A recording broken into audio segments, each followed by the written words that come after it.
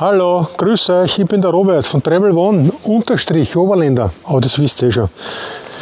Wir sind jetzt schon in Norwegen und zwar 10 Kilometer vom Nordkap entfernt. Warum sind wir da? Das erfahrt dann am Nordkap. Die zweite Woche, was wir erlebt haben in Finnland, die war so ereignisreich und so mega toll, dass ich mich entschlossen habe, ich muss die Woche splitten. Normal mache ich immer jede Woche ein Video, aber ich muss die splitten. Es geht nicht anders. Es ist so viel und ich will euch das nicht vorenthalten. Und darum wünsche ich euch viel Spaß mit der ersten Hälfte von der zweiten Woche.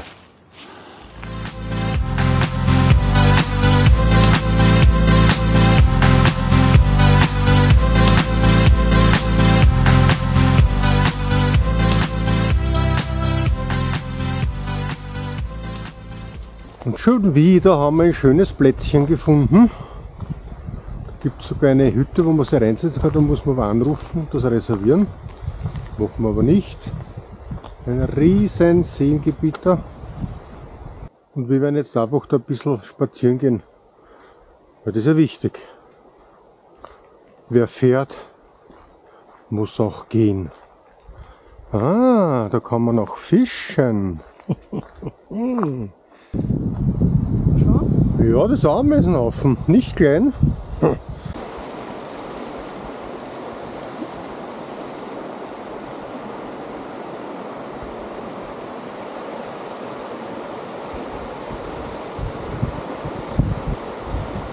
Na Barbara, schön ist es hier in Finnland, ha? In Mittelfinnland sind wir jetzt, glaube ich, an der russischen Grenze schon ganz knapp dran. Ja, aber ich kann nicht Fliegenfischen. Ich kann das nicht.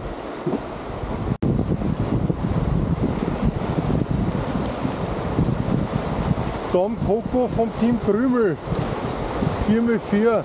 Ich glaube, die Stromschnellen, da hätten wir auch kentern. Bist du narrisch.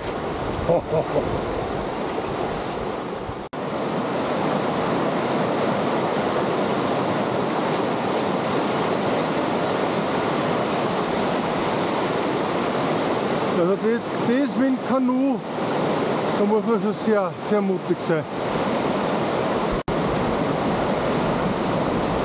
Kann man das überhaupt mit einem Kanu fahren?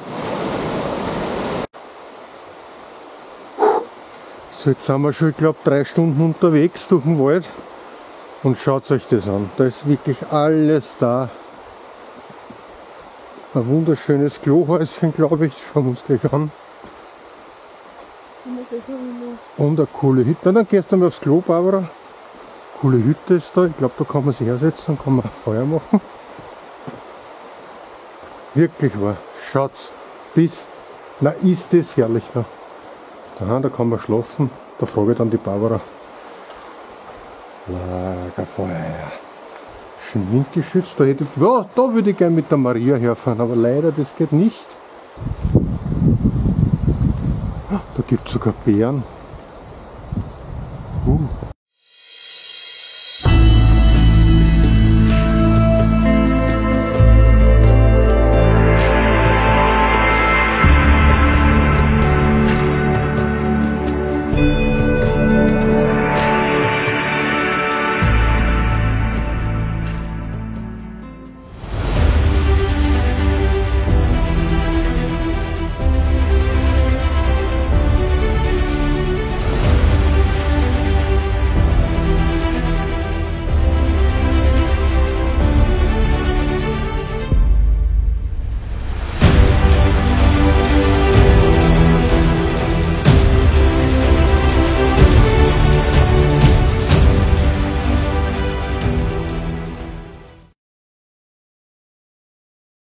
An der E5, da liegt auch ein Museum, das erinnert an den Winterkrieg von 39 bis 40, wo die Russen die Finnen überfallen haben. Und das haben wir uns auch angeschaut. Das ist sehr beeindruckend und auch natürlich auch macht einen nachdenklich, was ja jetzt auch gerade passiert. Und da gehen wir jetzt gerade hinter dem Museum. Da haben sie so Stellungen aufgebaut, wo die Leute damals im Winter sich versteckt haben. Also es ist unglaublich, was die Leute was die ausgehalten haben. Man muss aber auch sowas ausblenden und sich die Natur anschauen. Auch hier wieder See, wunderschöne Steige, die Wälder, ein Traum.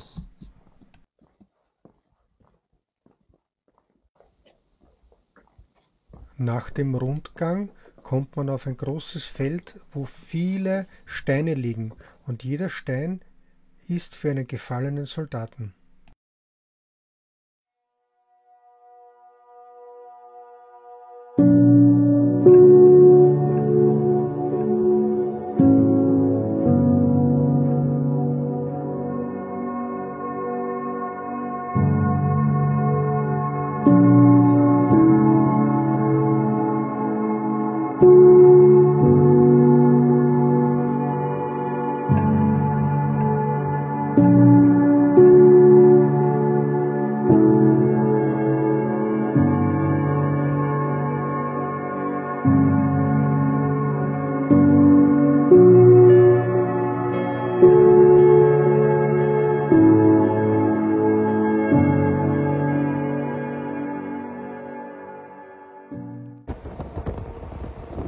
Es geht dann auf der E5 weiter und ich wollte euch da jetzt nur zeigen, wie lange und gerade die Straßen in Finnland sein können. Da geht es so dahin, schnurgerade, man ist direkt aufgeregt, wenn dann eine Kurve wieder einmal kommt.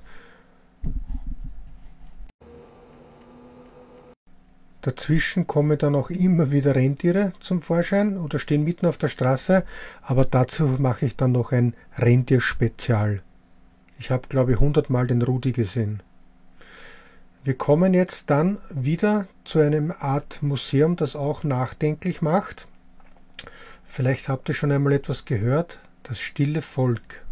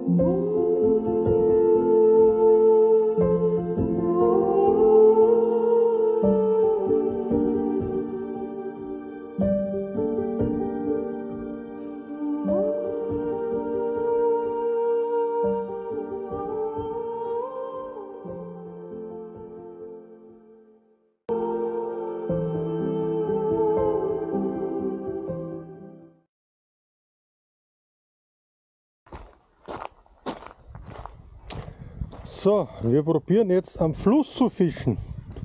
Mal schauen, ob das funktioniert, ob wir da mehr Glück haben an den Seen. Eingesprüht habe ich mich schon. Da gibt es einen Haufen Moskitos. Und dann habe ich noch das da. Vom Thermazell, das hilft auch sehr. So. Gut. Da ist es nicht schlecht gegangen. Schauen wir da weiter rauf.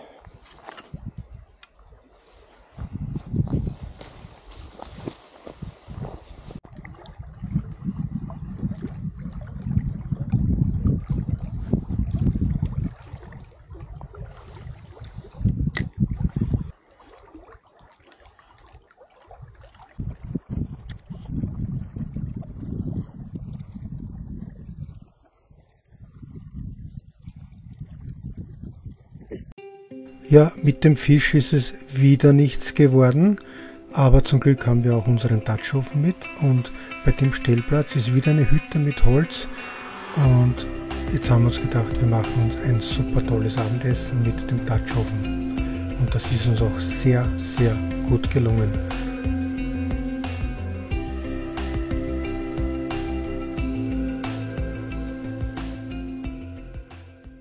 Ja, wir sitzen da in der Nähe von Kusam, heißt es.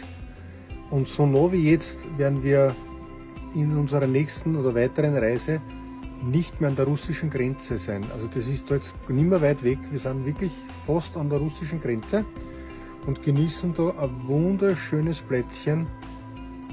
Das Brennholz, müsst ihr euch vorstellen, das ist in einer Hütte, das kann man sich nehmen. Da habe ich heute extra gefragt, das ist überhaupt kein Problem. Ah, da ist die Barbara, die versteckt sich da hinter mir. Hallo Barbara, du bist auch da? Ja, cheers. Jetzt trinken wir noch einen guten Rum, den wir uns auf der Fähre von Tallinn nach Helsinki tax-free gekauft haben. Kostet genauso viel wie bei uns im Internet, ganz normal, aber ist ja wurscht. Und wir haben da heute einen wunderschönen Tag verlebt mit Fischen. Gefangen habe ich trotzdem nichts gehört, aber die anderen, die was da waren, auch nicht. Das beruhigt mich. Und jetzt wünschen wir euch noch einen schönen Abend. Wir genießen ihn denn jetzt noch zu zweit. Wir sind ganz alleine hier jetzt. Und wir haben schon wieder einen super Stellplatz gefunden. Das ist ein ganz kleiner privater Campingplatz. Hat nicht viel Fläche, aber genau das, was wir wollen. Der ist nämlich in der Nähe ist die kleine Bärenrunde. Das soll sehr schön sein. Weltberühmt anscheinend. Da hast ein bisschen was zum Abwaschen, duschen, wenn man braucht. Und da hinten, da gehen wir heute am Abend hin. Und zwar ist, es ist total idyllisch da wieder, überall, ist eine spezielle Sauna. Da geht die Barbara und ich heute sanieren. Die wird schon eingeheizt, da muss man nämlich bestellen. Die geht mit Holz, wird die geheizt. Also da freue ich mich jetzt auch schon sehr drauf am Abend dann. So. Und wir haben die Maria da wieder super platziert. Sonne scheint natürlich, das ist sehr wichtig. Und da werden wir es uns jetzt 2 Tage gemütlich machen.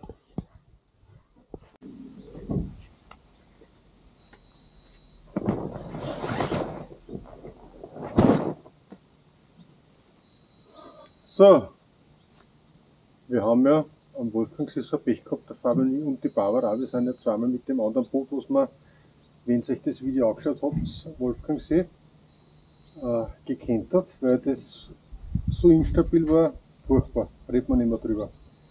Jetzt haben wir natürlich recherchiert und geschaut und da sind wir auf das Schlauchboot von der Firma Gumotex aus Tschechien gekommen und vertreiben tut das die Firma Easy Canoe in Österreich. Da waren wir in Kritzendorf, heißt das. Kann man sich aber natürlich auch, was ich weiß, über den Shop bestellen. Und wir werden das jetzt aufbauen, haben wir noch nie gemacht und wir haben alles selbst bezahlt, ich sag's nur wieder dazu. Gell? Und jetzt probieren wir das zum Aufbauen.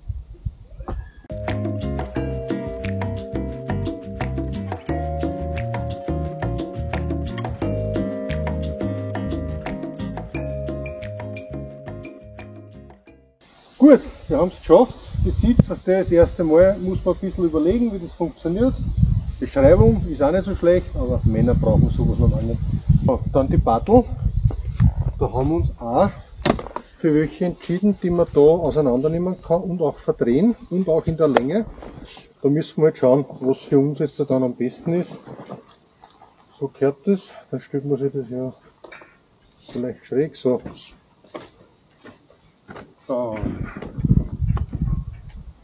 Das haben wir ja schon gelernt bei unserer ersten Kanutour in der fränkischen Schweiz, dass man das so reingibt. Und so Schwimmwesten, die haben wir schon gehabt, die werden wir natürlich auch benutzen. Safety first, ganz klar. Gut, und jetzt geht es dann zum Wasser und erste Probefahrt. Ho, hopp, und los geht's. Runter zum Wasser.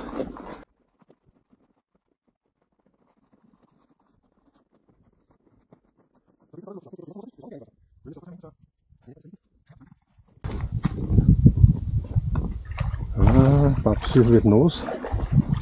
So, jetzt bin ich da, Barbara, Achtung. So. Okay. Gut, mein Schatz. Steig ein.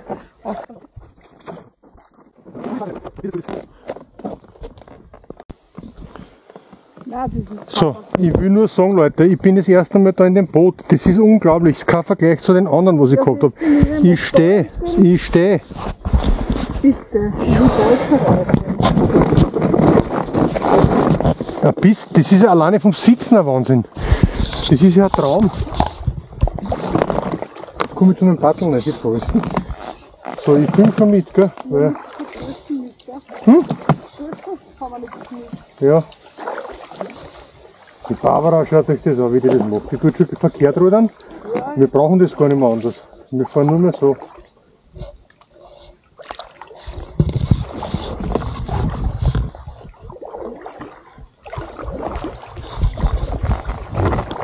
Das ist ein Wahnsinn. Links, rechts, links.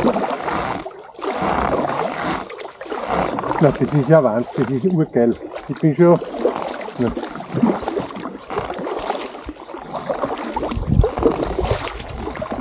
Das könnt ihr euch kaufen, Leute. Das ist ein Wahnsinn, das Boot. Das ist jetzt schon. Wir sind Anfänger. Wir sind absolute blutige Anfänger. Wichtig ist, dass irgendwo Wasser fallen soll. Aber ich will dort hinfahren. Dort, wo die Brücke ist. Ach so, das muss ich sagen. Und das Coole ist, ich brauche gar nichts machen, so. Ich will ja halt einmal. Das ist verpappt. Ist das geil oder ist das geil? Nein, das ist geil. Das ist ein Wasserfall, gell? Ja, aber ein bisschen können wir schon hinspatteln. Jetzt müssen wir nur mehr links, rechts. Links, rechts. Links, rechts.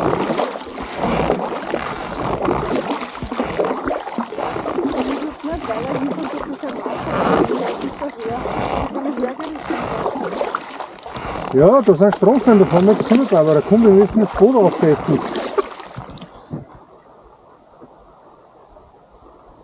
Na okay, wir sind vorsichtig.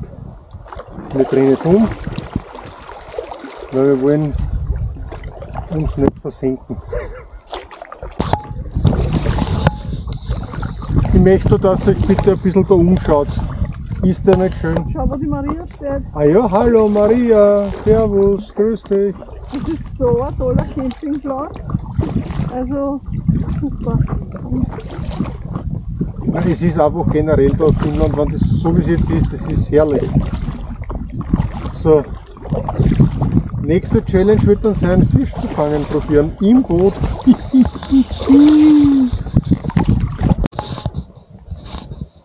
Seht ihr die Sauna? Ist die nicht lieb? Da werden wir heute sonieren, die Barbara und ich. Und morgen. Und morgen haben wir auch gleich bestellt, ja. Da werden wir uns dann richtig abschwitzen. So, also ich bin begeistert, Barbara. Ebenso. Und jetzt kommt noch ein sehr, sehr schwieriger Teil. Das Anlanden. Wir sind uns noch nicht einig, wer als erstes aussteigt. Wir haben mit einer drüber gesprochen. Ich glaube, dass der Schwerer nicht zuerst aussteigen soll, oder? Also Du bist ja nicht schwerer wie ich, Barbara. das war ein Scherz. Ah je. Hast du das geglaubt?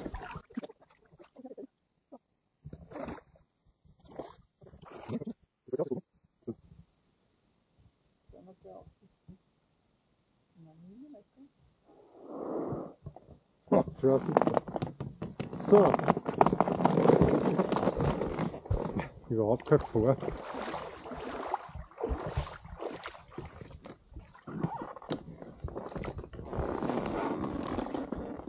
Kannst du die Hand reichen? Natürlich, Barbara. Was ist jetzt das? Grätsche. Danke. Ein Grätscher.